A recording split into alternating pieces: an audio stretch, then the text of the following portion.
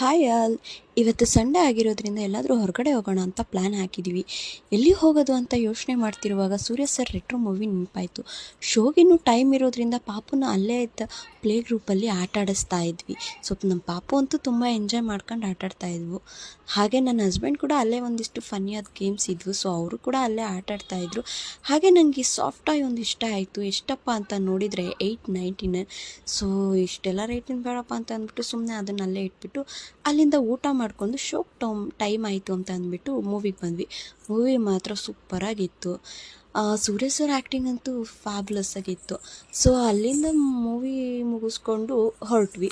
So ನನ್ನ ಮಗಳಂತೂ full ಮಾಲೆಲ್ಲ ನೋಡಿಬಿಟ್ಟು ಸಿಕ್ಕಾಬಟ್ಟೆ ಖುಷಿ ಆಗಿಬಿಟ್ಟಿದ್ಲು. ಆ ದೊಡ್ಡ ದೊಡ್ಡ ಲೈಟಿಂಗ್ಸ್ನೆಲ್ಲ ಅವಳು ಇವತ್ತೇ ಫಸ್ಟ್ ಟೈಮ್ ನೋಡಿದ್ದು. ಆಮೇಲೆ ಮನೆಗೆ ಸ್ವಲ್ಪ ರೇಷನ್ ಇರೋದ್ರಿಂದ ಅಲ್ಲೇ ಆನ್ ದ ವೇ ಹೋಗ್ತಾ ರೇಷನ್ ತೊಗೊಳ್ಳೋಣ ಅಂತ ಅಂದ್ಬಿಟ್ಟು ಅಲ್ಲೇ ಇದ್ದಿದ್ದು ರಿಲಯನ್ಸ್ ಮಾರ್ಟ್ಗೆ ಹೋಗ್ಬಿಟ್ಟು